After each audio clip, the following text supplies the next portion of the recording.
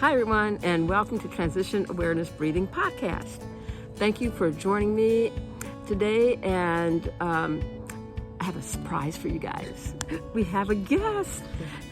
Recently, we've been doing a series on burnout, and so we've been concentrating a lot on our awareness and a lot about how our body responds to different stressors when we're in a situation, a job or school, that we feel is the organization's problem. But we're going to reflect and see what we can do and what choices that we can make to change our perception of what burnout is. Today, speaking about burnout, we're going to go a little bit farther and take that into a safety talk. Today I have Dana Williams. I feel like calling you officer. No, firefighter. Firefighter Dana is perfectly fine. Okay, firefighter Dana. And she works for the San Antonio Fire Department, the education department. That's correct, community safety education. Okay, and she's going to go over a lot of information about an awareness of our environment, our awareness of what we may think is safe as we go into this holiday season. And as I shared with Dana a few seconds ago, we're in a season where inevitably it just seems that there's a lot of fires, literal fires in homes and situations. People are taking measures and making choices that's causing homelessness and damage. And if that's not stressful, I don't know what is. So, Dana, you want to introduce yourself and tell us a little bit about your position before we get into all the meat? Sure, absolutely. And thank you for joining us. Yes, and thank you for having me. I really appreciate it.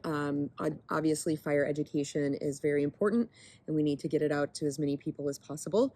As a firefighter and a paramedic, I've been with the San Antonio Fire Department for 15 years, so I've made a lot of emergencies, medical and fire.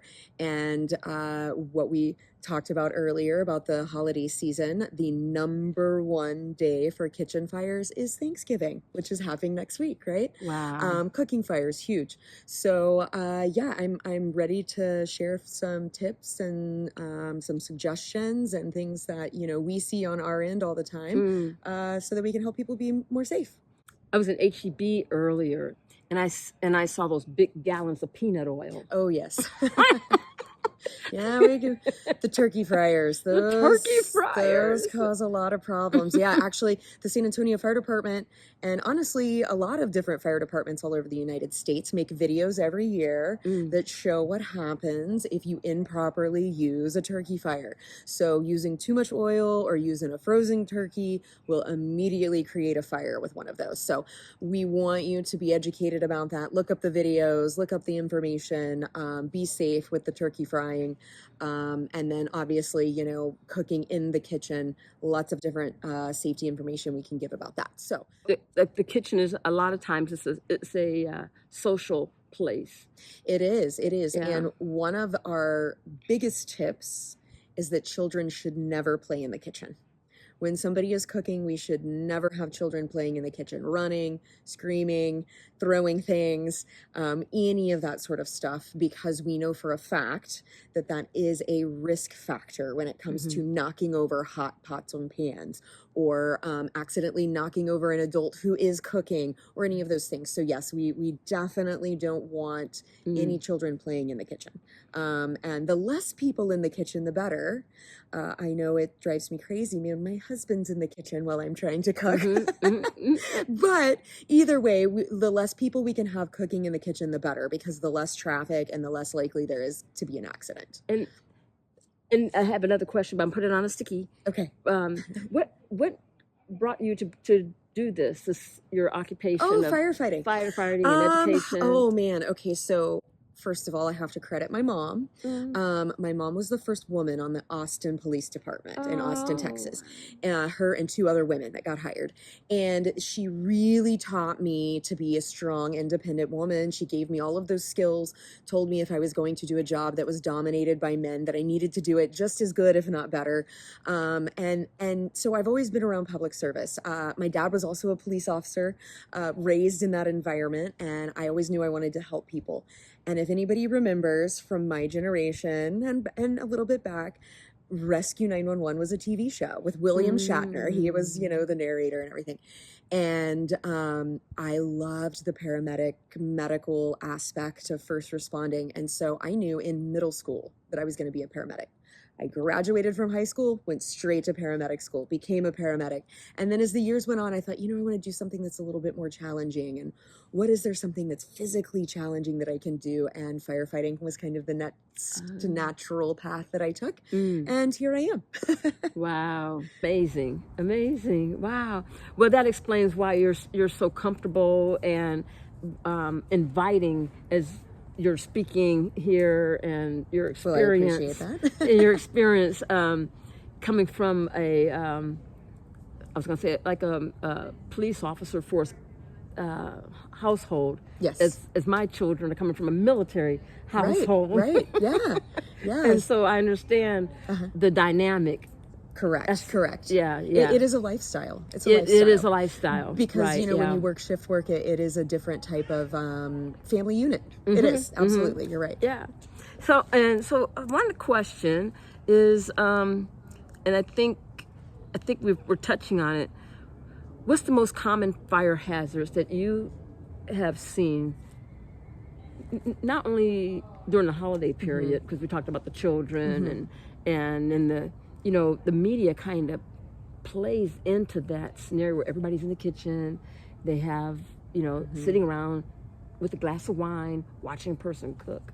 And it's unrealistic, you know, from a fire safety point of view of what you're saying. What is the most common hazard that you have seen in the home environment? So there are three top places in the home that we see fires. Number one, kitchen, like we were just talking about. Number two, the laundry room. And number three, the garage.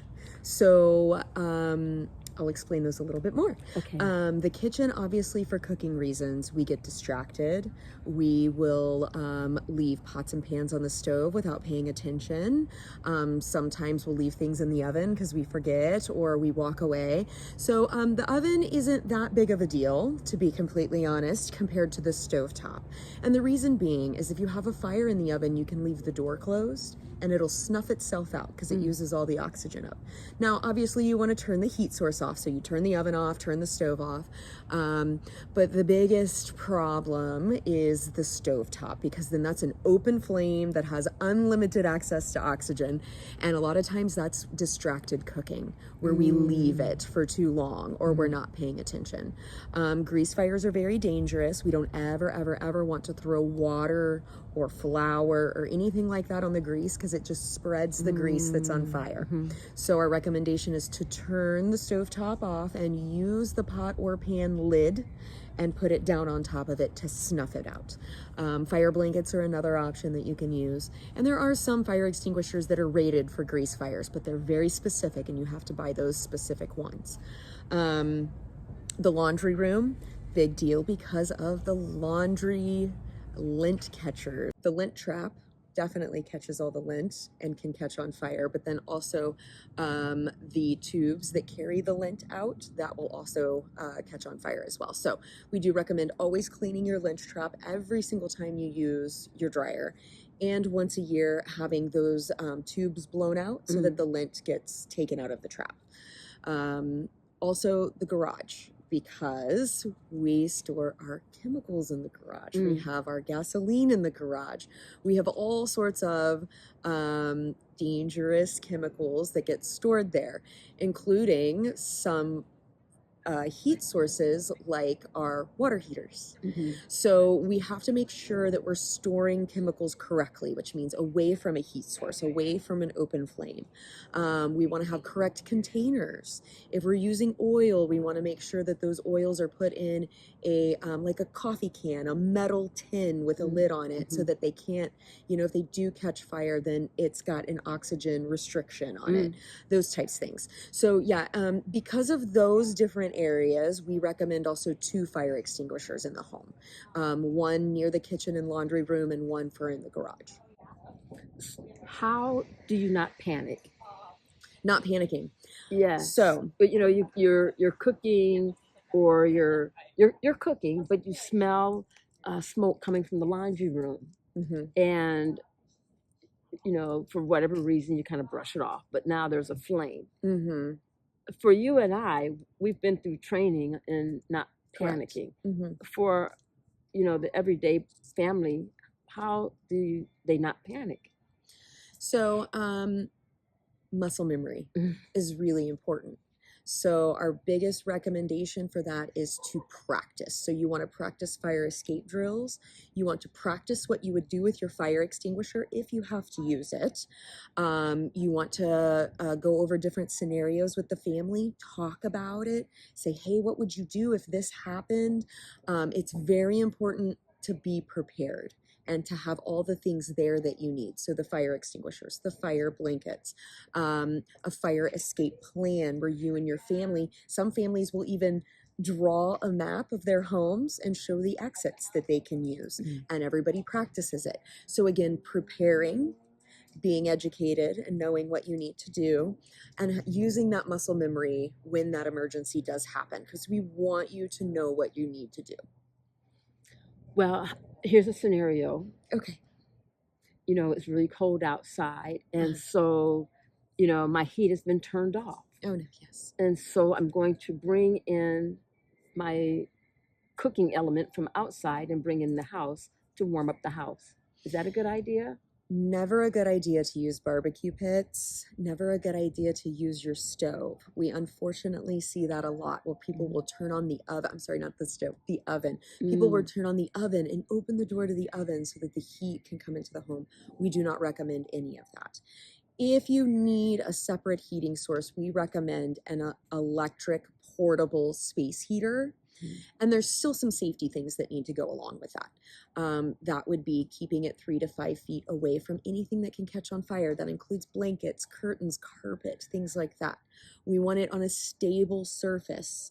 Nothing that's tilted one way or another. That way it can stay perfectly still and not accidentally get knocked over. We want to keep children and animals away from it as well, because animals and children can be a little unpredictable, right? Right. Somebody rings the doorbell and everybody's jumping up, right? Mm-hmm. And so we also want to make sure that they're always turned off and unplugged when you go to bed.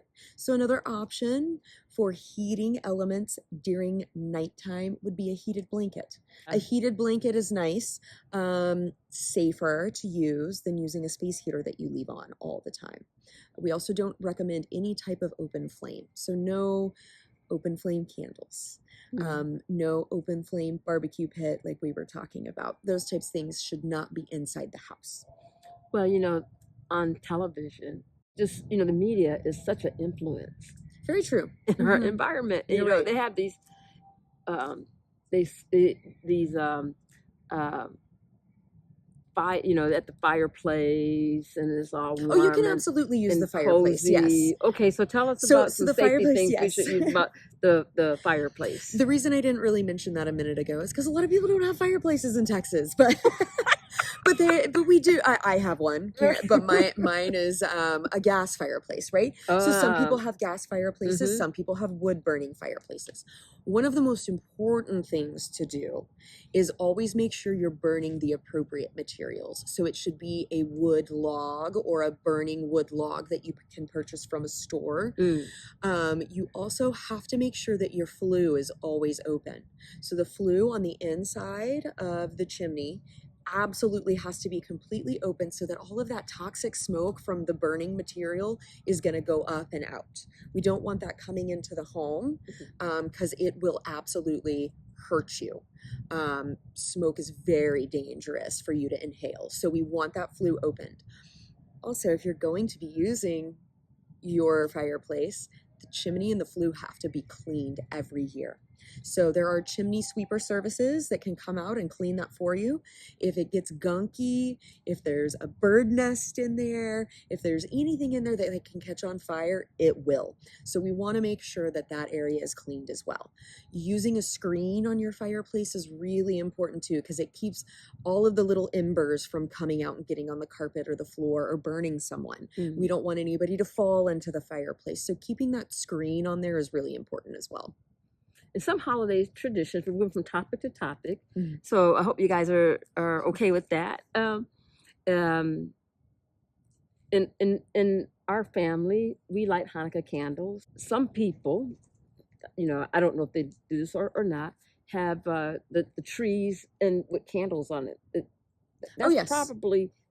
Can you talk about that? And sure, open flame is always dangerous, which is kind of what we don't ever really recommend open flames ever. So the battery operated candles are something, the flameless candles are something that we do recommend. However, if you are dead set on lighting your candle, which you said is part of your religious ceremony, completely understandable, right? That's very important to you.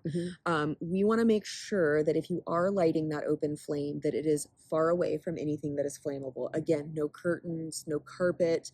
If you are going to place that on a wooden table, then we would recommend getting a glass container or a glass top that goes on top of that wooden table, so that when the candle wax does melt, or if the flame gets close to anything like that, it will not catch on fire. So a glass plate or a glass tabletop would be what we would recommend if you're going to have that open flame. How about like aluminum foil or something to cover the table, and then aluminum foil can work as well, because it's not going to catch on fire from the wax. But aluminum foil can't catch on fire. So that's why we don't put it in the microwave, right? That's true. So aluminum foil isn't as likely to catch on fire, but we would highly suggest glass. Glass is the number one suggestion. And part about that tradition, just to let you know and to let my audience know, is that when we're lighting Hanukkah candles, we should be there. They're never supposed to be left unattended. No, absolutely. You never leave an open flame unattended. Enjoying the ambiance. That's right. And not light the candles and then go run off. Right. Yes. Always. That's with any fire. That's an indoor, outdoor fire. Any fire should never be left unattended. Look at the fires in California, right? If you have a campfire that you leave unattended or you don't put out correctly, that can spread like crazy. So yeah, we don't ever want to leave any type of fire, heat source, open flame. We don't ever want to leave it unattended. Absolutely. Now, for as mindfulness, do in your field, do you go through any kind of training about mindfulness and bringing awareness, keep yourself aware of fire hazards, like sitting here in the park, which is a really great day, I'm scanning and enjoying the temperature. It's a great day. I mean, it's a little cloudy and we're gonna get a lot of rain, which we need, but no, it's great. Is there any kind of training that firefighters go through to heighten your mindfulness and your awareness of any environment? Can you tell us about that? So when we get our firefighting license, because you have to go to school, you have to get certified. Fire prevention is one of the things we learn, and so for example, just sitting here, I'm looking at all of the dead trees and limbs and leaves. These are fire hazards, right? Now, this is a natural environment, so it's not going to be messed with too much. But at home, or around somewhere that could have a potential fire source, we want to make sure that we don't have any dead shrubbery, dead grass, dead leaves. We want to keep everything clean, nice and neat. And the other training that we get too is whenever we make 911 calls, even if we make a medical call on somebody, as firefighters, while we're there have been times that The ambulance will take the patient and the firefighters will stay and install a smoke alarm because the family didn't have a smoke alarm. Or we'll talk to them about overloaded outlets. That's a big deal, right? Plugging too many things into an outlet or an extension cord into an extension cord and have all these things. You know, if we notice those fire hazards while we're in the home, we will absolutely tell the family, hey, listen, we've got a fire prevention message for you. Here's some things you can do to fix that. We're always on the lookout for that because we want to preserve people's lives and their property. Very, very important to us as firefighters. So yes, we do learn all of these things while we're in school. And then when we're out in the field working with experienced firefighters and our officers, and when I say officers, I mean like lieutenants and captains that have experience, you know, they teach us. So not only do we learn in school, but then we get what we call real world experience. And we pass that on. And we learn it and we continue to move forward with it and teach all the other firefighters that come along and continue to help people spread a fire safety message, especially in the home. And how do you assess a situation like inside? What are you telling yourself when you come into a situation that's active fire or active, just a dangerous situation? What are you telling yourself to keep yourself calm? We learn breathing techniques, of course. We do learn, especially because we wear a self-contained breathing apparatus, an SCBA is what we call it. That is an on-demand valve with air on our back, which means as we start to take a breath in, it releases the air, and then it closes when we don't actually take a breath. So when we're breathing out. So we have to learn how to use our energy and preserve the air that we have on our back when we're in a dangerous environment for that reason. So we learn different breathing techniques. We train all the time, working out at the station, doing training drills. We wear those. And so it's something that we are taught with breathing exercises. It's also something we're taught to look to our officer, right? Our officer is usually the most experienced person on the fire ground that's with us.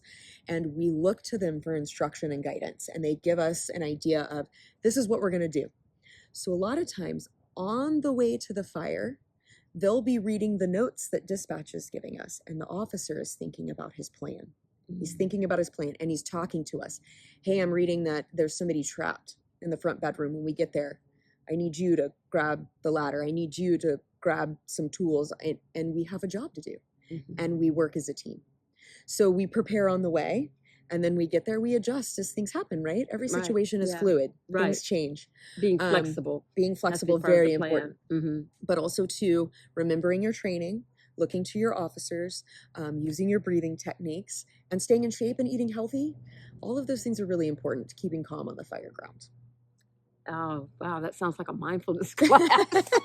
It is a mindfulness class. It's very important because most people don't prepare for those types of emergencies, and they usually what we call evacuate. We are going towards it. And so it's a very different mindset and a very different situation for us. You know, that analogy is for sure, even in just living, you know, everything is just not quiet and like it is here in the park. I mean, we're always dealing with stressors. Right. We're always dealing with changes and transitioning. And even though inside, especially if it's our first time doing it, our natural response is to back away. Correct. You know, because self-preservation is something that's instilled in us. For sure. You know. And when I'm teaching mindfulness, I'm teaching to recognize what your body is doing when you want to flee or fight. Right. Because if you choose to flee or fight, which is a choice. Correct. It absolutely is a choice. When you slow it down and recognize that there's other options. Correct. And if I can conserve my energy and take a breath and feed my mind oxygen, then I can probably think of that other option, even if it's calling for help, rather than either fighting Mm-hmm. or fleeing or Right. not doing anything, Right. freezing. And relying on muscle memory. Remember, we were just talking Mumble, about yeah, muscle yeah. memory is very important. So that's why we always want to prepare for emergencies ahead of time. Yeah. That's excellent. Okay, so Dana, can you share a special time or a situation where being calm made a big difference in the outcome of a situation? Sure, absolutely. I would say a lot. There are many times that we encounter major stress on the job, things that we're not really necessarily prepared for, something we've never seen before, an experience that gets dangerous very quickly. There's so many of those, but I'm going to share something that's extremely personal to me that actually changed the trajectory of my life in public service and got me into this amazing organization that I work with on a regular basis. So we made a 911 call, and this was probably about, I would say it's been 14 years now.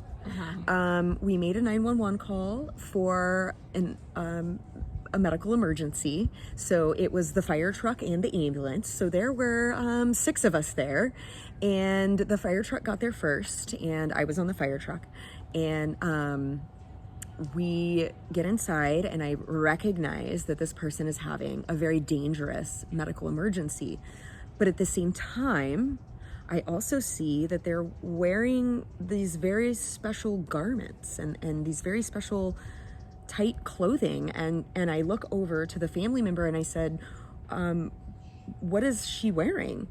And they say to me, oh, she was burned in a fire, and those are compression garments that she's wearing over the areas of her body that were burned. Well, she was burned on a large portion of her body, and I needed to start an IV. I needed to give this person some medication. And so I'm kind of panicked at first, right? Because this is something new to me. I've never seen this before. I don't really know, like, oh, what's happening here?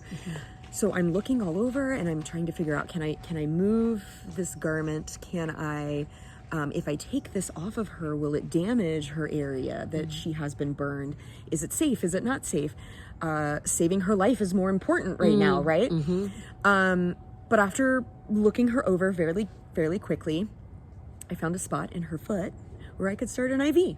So I went to her foot, I started the IV, and then I realized as a paramedic, I had only been taught how to handle a current burn survivor situation.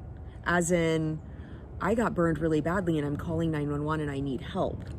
I was never taught about aftercare for burns, never.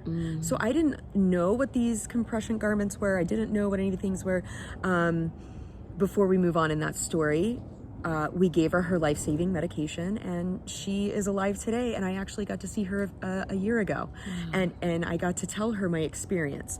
So after we left that 911 call, I went back to the fire station and I started researching, after burn care, burn compression garments. And I started learning about burn survivors, and I was like, this is amazing. I love this. And I got in contact with the Texas Burn Survivor Society and spoke to this amazing woman who helps run it. Her name is Sue Dodson. And she invited me to come out to Pediatric Burn Survivor Camp. And I have been going now every year. And I work with them every year, different times of the year, doing different things. And it completely changed my life. I adore that organization. I adore the children and the families that I've gotten to know that are burn survivors. And it's taught me a lot about life. And it really affected who I was as a person on that 911 call. But at that moment, going back to that moment where I thought, I've never seen this before, I'm not really sure I know what to do, I readjusted, leaned back on my training of figuring out unconventional areas where you can start an IV, like the foot, and just kind of moving through the situation. So again, that goes back to muscle memory, leaning on your education that you've been taught, and staying calm in a situation that is unexpected, right? That occurrence happened 15 years ago? 14 years ago. 14 I was years brand new in the fire department. Now, mind you, I was a paramedic before I got in. So I had been a paramedic for 8 years before I got on before I got on with the San Antonio Fire Department. So I had some experience, but at that moment, I had never treated somebody that was a burn survivor. So again, another learning experience for me. But yes, this was 14 years ago. And how did the patient respond to you when you got there? She couldn't. She wasn't responsive. She wasn't responsive. Right. And so I never actually got to see her again until about a year ago, when our paths crossed again for a whole different reason. And I told her my story, and we both started crying. It was just the most amazing connection to tell her how she changed my life, and for her to say, "You were there, like you helped me." So it was just it was great. It was great. Wow. It was very fulfilling too. It's not usual that we get to see our patients again, and a lot of our patients do impact our life. As a firefighter paramedic, I can tell you that everybody I work with has a story about a patient that changed them, or made something for them that they'll never forget. So yeah, that was a really great experience as far as adapting, overcoming, learning, and then setting me on a different path of doing something amazing. Wow, it fits into the gratitude part of mindfulness. To give your experience and your training to a person who couldn't give anything. Right. She was unable to give anything. Right. And we don't ever expect anything in return. I think that's why we're called public servants, right? Because we serve the public without an idea that we're going to get something in return. Now, mind you, we do a job, right? We get paid, and we want those things too. You know, we want to get paid. This is our job, but we don't expect anything above and beyond from anybody that we help. We don't. It's something about the action of gratitude that stimulates, like, the dopamine and the serotonin in our bodies.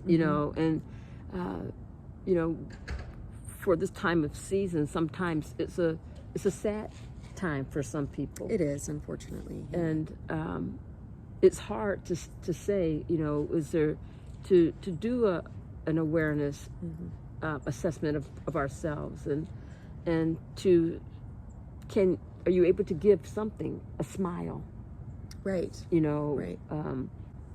A good word about yourself. Yes. Well, even being nice to your own self. Yes. They've shown that just rewires the brain. It changes who you are as a person if you talk to yourself in a positive way instead of a negative way. Yes. I agree, 100%. Also, talking to other people the same way. And what you were saying about giving, there is more joy in giving than there is in receiving. So yeah, I agree with you absolutely. And we do get joy and peace out of helping people who need it. We really do. What are some final words as we close our time together? Really enjoyed our time. What are some things you would like to leave our audience with from our time together about fire safety, holidays, and mindfulness? Well, holidays are a big deal for everybody because we get together as family. One of the things, though, I do want to bring a little bit of awareness to during the holiday season is suicide. We know that a lot of people are sad and depressed during this time. And what we were just talking about being mindful about you as a person and your feelings and your emotions and all of those things. Therapy is super important for that type of stuff. As public servants, almost all of us seek therapy because of the things we see, some of the things we've experienced. And so just kind of reminding everybody during this holiday season, be thankful that you do have the people here that you do have, enjoy your time with them, but also to, always reach out for help if you need it. Don't ever, think that you're alone. There's always somebody out there that's going to help you. So with that being said, because that's more of a medical awareness for the holiday season, as far as fire safety and fire safety awareness, I would say prepare now, right? What we were just talking about. Prepare with your emergency escape plans, prepare with your safety in the kitchen, prepare with your fire extinguishers, talk to the family, maybe put some rules in place. I hate to be the damper, but, put some rules in place as people come over. Hey, no playing in the kitchen, always have somebody there to watch the stove while it's cooking, have some rules in place for when everybody comes over. And also smoke alarms. Smoke alarms. We know they save lives. There's no question about that. So get your smoke alarms installed now, before the high risk of a fire happening. Can the fire department help put smoke alarms up? Is there service that people can call or something if you don't know? So almost all fire departments have a smoke alarm program. You can call their non-emergency line and ask for smoke alarms. Or here in the city of San Antonio, if you live inside the city limits, you can call 211 and push option number 1 and tell them that you want to sign up for the smoke alarm program. You can also go to our website, firesafesa.com, and you can fill out the form there and request for the smoke alarms. We will come to your home. We will put them in for free. Wow. I know, it's a great program. That's a great program. It is. It's amazing. And like I said, we know it saves lives. We know smoke alarms save lives. So yes, we absolutely want you to call and we'll call and schedule a time and we'll come do it. Wow, that's beautiful. Wow. This a little personal thing. During this season, this is the anniversary of my mother's death. I'm sorry to hear that. Oh, there's no need, because, when as far as training, she always told us what she wanted and how she wanted things done. And so it's a good feeling that we did her wishes, and when she was alive, at that time, it was a lot of suffering. I'm sorry. It was a lot of suffering. And so it just seems like during this season when she passed on, it was a gratitude type of experience that she could never suffer anymore. Correct. And that she went to a place beyond this, whatever your belief is, she's not suffering in that body anymore. That's correct. And so for us, for my family, it's like, wow, it's another year that we remember her with love and appreciation and all the wonderful memories, and I share that because if you're going through a situation and you're missing someone and it's very sad in your heart,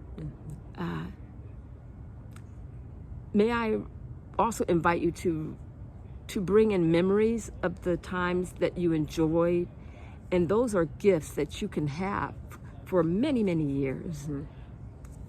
That's just a little... No, you're absolutely right. That's why I was saying during this time, reaching out, speaking to people, asking for help, going to therapy, because rewiring the mind to think on the positive things, it makes a huge difference. And call for help. And call for help. Yeah. And this is a tough time of year.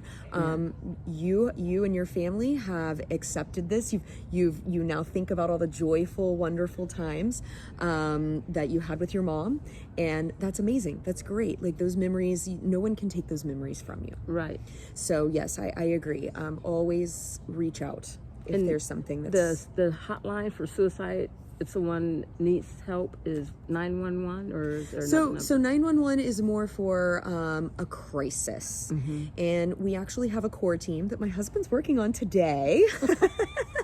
We have a core team. It's a paramedic firefighter, a police officer, and a health clinician.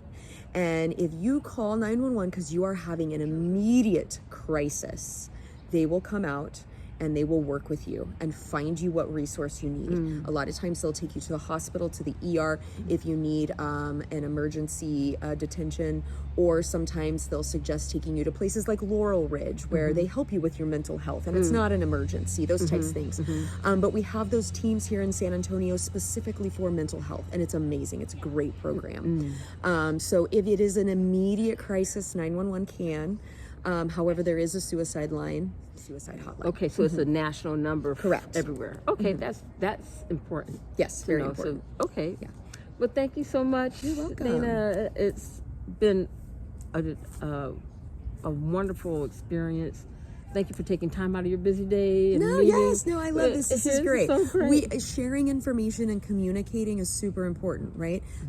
We know that that's one of the breakdowns of society is when we don't communicate and we don't share our information. So, fire safety, suicide awareness, being prepared for emergencies, all of that sort of stuff is very important, especially this time of year, like what you were saying. So I'm glad to be here. Thank you for having me. It was an honor to have firefighter Dana Williams on my show today.